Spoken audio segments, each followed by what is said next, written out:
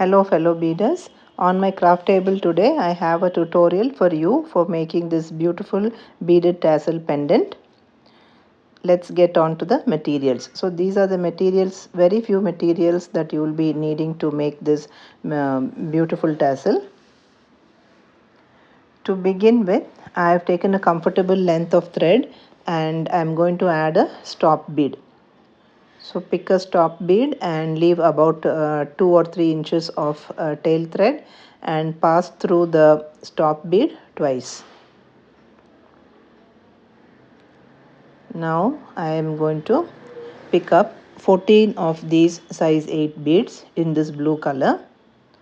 So since I am using blue and yellow, you can choose any one color, but I have chosen blue here.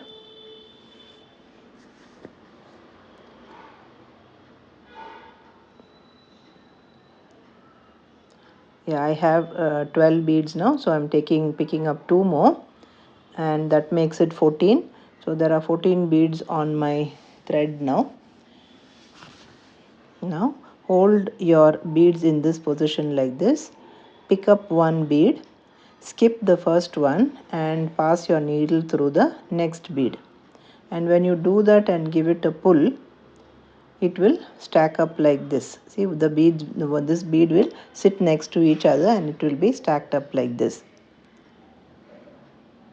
Again, pick up one more bead, skip the bead after the one the thread is coming out of. See, now the thread is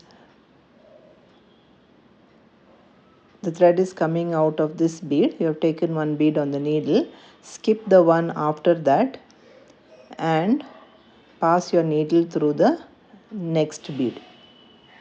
So you are picking up one and skipping one, and again tighten it like this and a neat brickwork will start forming.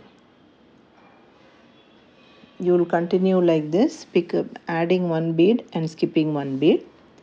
In this row you will be actually putting on 7 beads in this row. The first 14 beads are the first 2 rows of the POT stitch, and in each row now you will be adding 7 beads at a time.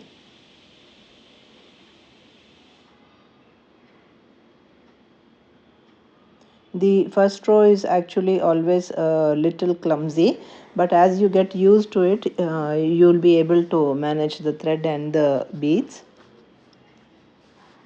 See, it must stack up like this one after the other, and also it must be in a straight line, because sometimes it will tend to get bent to the right or to the left. So make sure it's like this. So these are the first 3 rows of the POT stitch. Now because it's easy for me to work in this direction, I've turned my work, and you can see there are valleys or gaps here in which you will be filling up the bead. So here there will be 7 spaces, and in these 7 spaces you will be adding the 7 beads that we pick up. Now it's easier because some beads will be sticking out and you don't have to find which bead you will have to work into. So your work becomes more easier now after the 3rd row. Continue like this. We'll need a total of I'll show you how to count now. See, at the bottom there you have 3 beads on the top, and at the bottom you have 3 beads. So that means I have made 6 rows of POT stitch, but I need 8 rows of POT stitch. So I am starting the 7th row now.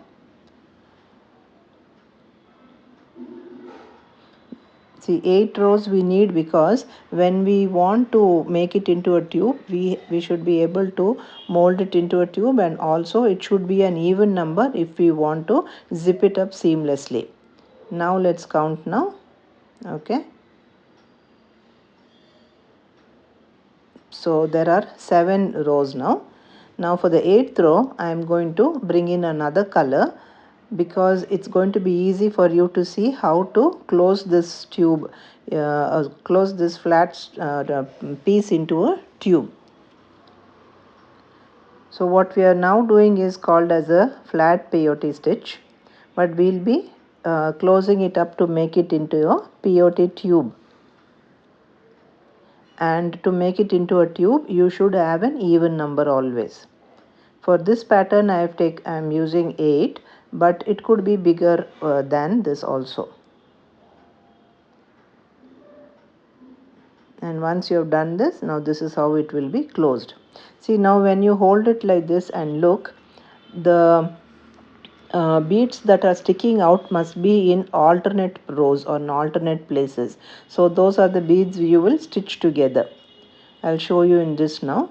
See the sticking out beads. See, and the left, and again the second row it's on the right, on the third row it's on the left, and in the fourth row it's on the right. So like this, the beads which are sticking out should be in alternate rows. You'll have to really pay attention to that. If you do it in even numbers, your work will be correct. Now hold it together like this.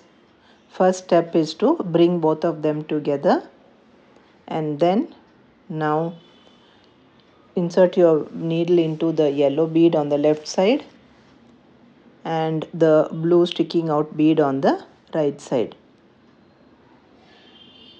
Remember, you're not adding any beads here, you're just sewing both of them together. Yellow bead on the left side and blue bead on the right side. So that's why I added a different color, because it will be easy for you to identify which are the beads that you have to sew together. Now, because this color change won't be noticeable when you add the tassels, so that's why I added a color change.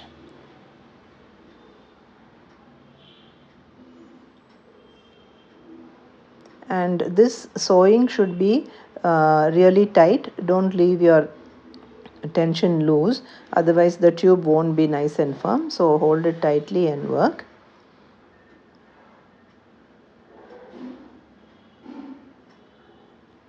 And as we come to the end, again, see, this is the last bead that we are working into. Now you will have to join to the next bead there, right? So to join, you will have to just come down that next bead. Now I don't want the stop bead, so I'm just taking it out because it's coming in the way. Now bring your needle down the next bead. So this completes our joining. See, this is how the tube will be.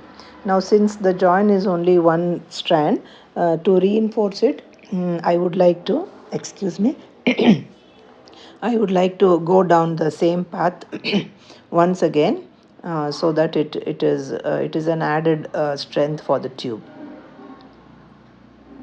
Just go down the same path as you came up.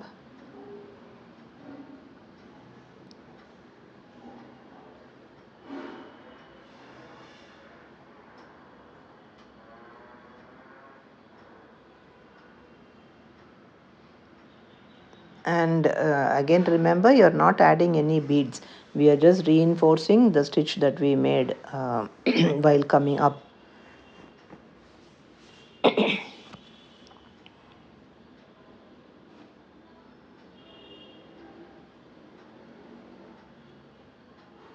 Now this reinforcement is important because the tassel is a very heavy tassel, so it needs to be the center needs to be nice and strong. And now we are done with the center stem of the tassel. We'll begin adding the tassel now. So for that we'll need the other colors also. So I bought in yellow and the white. All are size 8 beads. You could choose your whatever you like. And then there's the silver bead, which is a size 10. It's not 11, it's size 10. It's some Chinese made beads. It has to be smaller than this 3, so that's what is important. Pick up 5 of the blue, 5 of the yellow, 5 of the white, and then see 5 in each. and then one silver bead. See, this arrangement of beads can be your own choice. It can be longer or shorter or in any arrangement you like. Now skip the silver bead and pass your needle up through all the 15 beads that you added now. Don't leave out any. So carefully pass through or pass back through all the 15 beads. And if the thread will get loose like this, so pull it up like that. And let it not be too tight, otherwise your tassel won't be hanging freely. And after you do that, again bring your needle up the bead from where you started. So this only completes the tassel of the first one. To add the next tassel, you will go down the next bead. And again the order of the beads that you pick up will be the same, 5 of each color.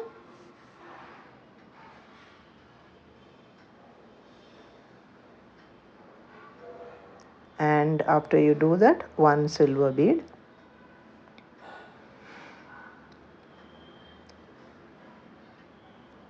Skip the silver and pass your needle back through all the 15 beads once again. And don't pull it too tight. And if your thread is loose like this, so place it down and tighten it up a little gently. If it is too tight, your tassel won't hang properly. And again, don't forget to come up the bead from where you started. Next, go down the next bead, because whenever you start a tassel, your bead should be in the downwards direction.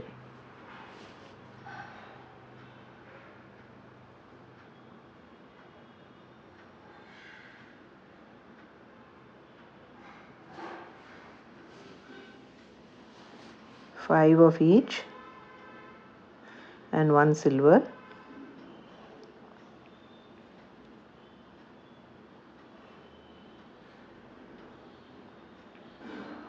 Skip the silver and bring your needle up through all the 15 beads. Adjust your thread if it is becoming loose. Again, without forgetting, pass your needle up the bead from where you started. And now take your thread into the next bead in the downward direction. And this will be the fourth tassel that you are adding, the fourth tassel and the last tassel in this row. So you remember we made 8 rows of peyote stitch, so that means there's going to be 4 beads in each row now. That's half of 8.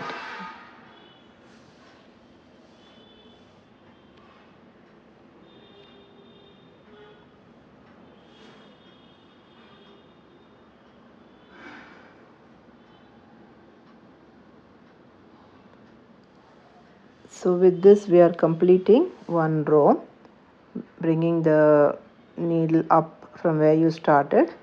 And now you don't have to go down now. Now we have to move. See, there are 4 beads, so that's why you'll have 4 tassels. Now you have to take your needle up into the next row.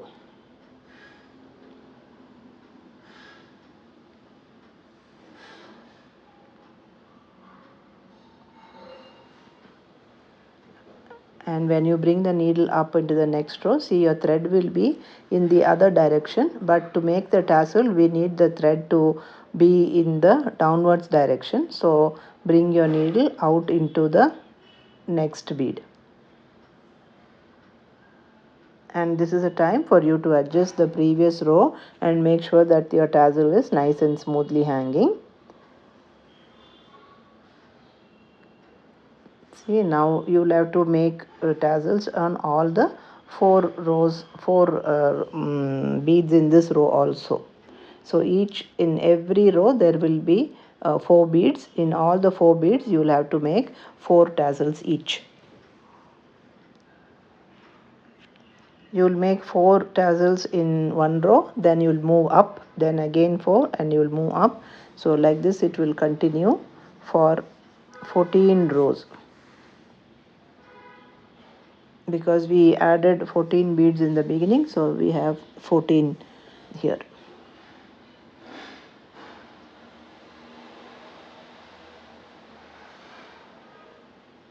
See, you keep adding beads like this. And now here, after adding 2 rows, my thread is going to finish, so I have to wind up this thread and add new thread. So I'll now show you how to add new thread and how to wind up this thread. So to begin with, see, this is where we are stopping. So we have to make a note of the place where we are stopping. Otherwise, it's going to get very confusing and you won't know where to begin again. So just make a note of where you are stopping. And I'm taking another piece of thread.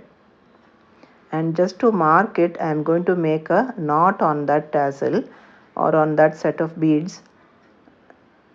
So I'll know where I stopped, and when I want to add thread and begin again, I'll know where to begin. Otherwise it's really going to get confusing, because you won't know exactly where you stopped, but it will take a little bit of searching. You can do it, but then it's easier when you have marked it already.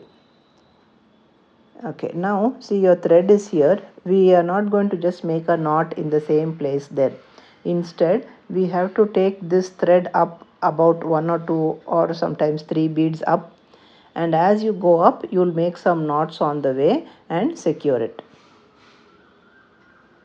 So there's no particular method to do this. Just take your thread 1 or 2 beads up, but make sure that the thread is in the same direction as your stitch work. It should not be in opposite directions or in any other direction. And as you are going up, wherever you can, and under the thread bridge, pass your needle under the thread bridge and make some knots on the way up.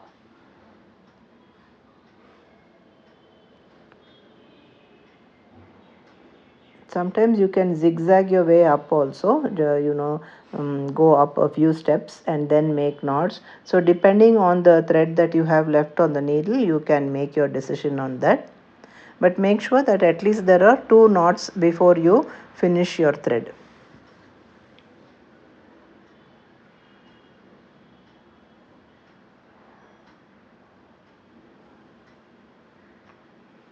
You see, this is where I am going to make a knot now. So I put my needle under a thread bridge there, and I'm going to pull up the needle until it's a small loop, and then I'll pass my needle through the loop and tighten it. So that is the first knot I've made. So like this you can make 2 or 3 knots before you finish your thread.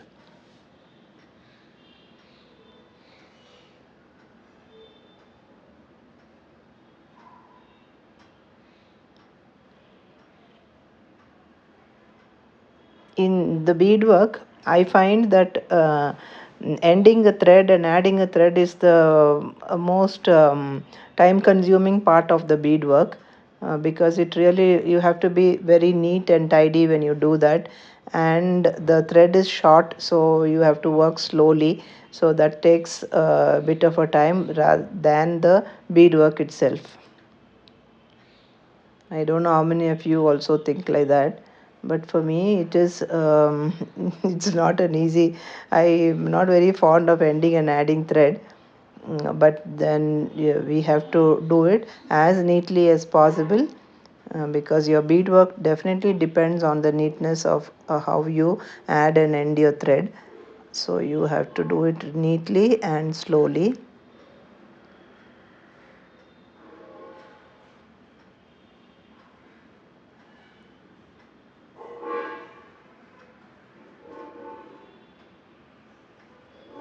Now, after making 2 knots, you can just zigzag your way up a few more beads.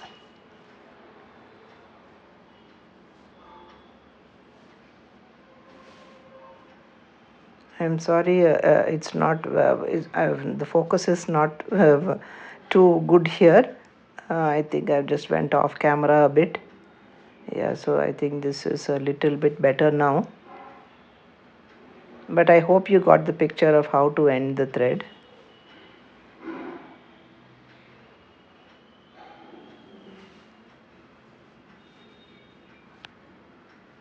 And when you're done, you can snip off the thread.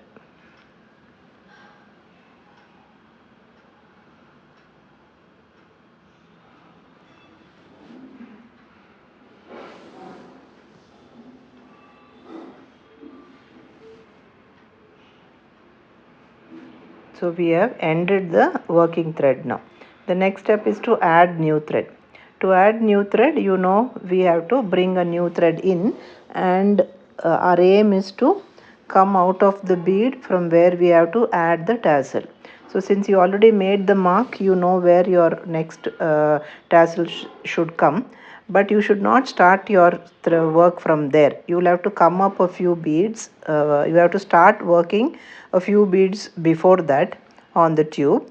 Okay, see, I am just starting here now.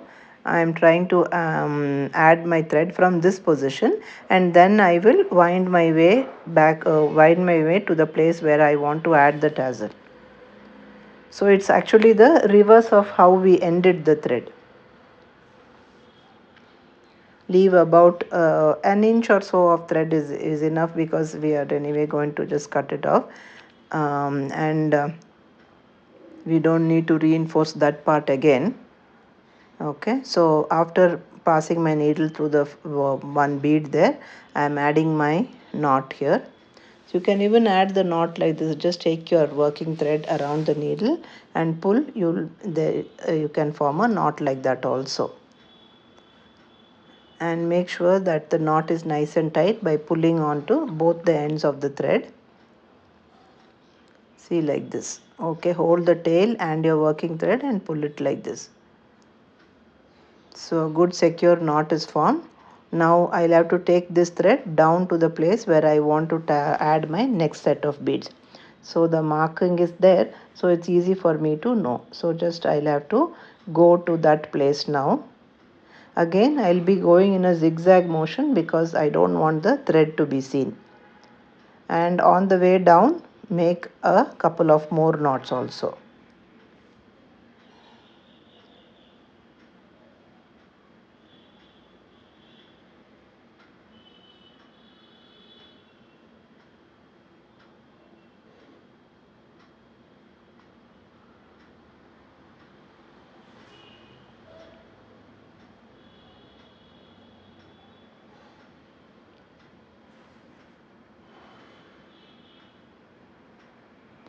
I have another tassel making video also, for which I will put the link below in the description box. You can even take a look at that, and it's like almost the same. So you might enjoy watching that also. So I'm now trying to figure out where I should take my thread to, and since I've already made a mark, I know where my needle has to come out. I mean the place from where I have to start adding the next row of tassels.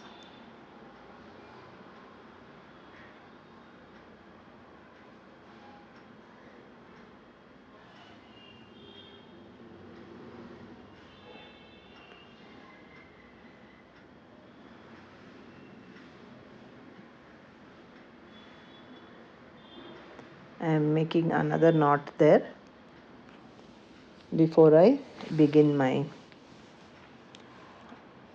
adding the rows of beads again. So there you see, that's my mark.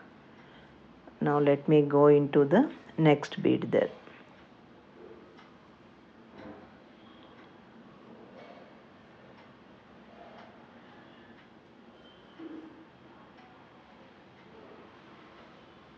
See, without adding that little marker there, we'll have to be searching where to start again. So adding that little marker is really very helpful. Here you see, so we are in the right place now. See, this is the marked tassel, and you see my needle is coming out of the next bead there. Yeah, so we are in the right position now to add more tassels. So keep adding more. I've added more on off camera also, and I've come to this position now where there are two more rows left. See, if I'm going to add a bead cap like this, I can stop here. I don't have to do the last two rows, but I don't have a silver color bead cap like that. So I'm going to try out various other bead caps that I have. So just giving it a try to see which will suit here. And because my bead caps are small, I'll have to add two more rows also to make it full and cover up the bead cap only will suit only if it's fully covered up like this. So I have added tassels on all the remaining two rows also, and now I'm going to show you. I'm going to check out what is the best bead cap that I'm going to use for this. So what I will do is before even adding it, I'm going to just check out to see if what suits best for this. So I'll stick a pin inside the tube like this and bring out the different bead caps I have to see which arrangement will look good for this one. Okay, so it's always not necessary that you'll have to add only one bead cap. You can stack up 3 or 4 together also to make it a unique bead cap for your use. So I'll juggle around a bit like this to decide what I'm going to use, and then when I'm ready I'll wind up my working thread like how I've shown you earlier to finish a thread. So wind up your thread and get ready to add the bail and the bead caps. So which will be in the next episode. So see you there again. Bye. Thank you.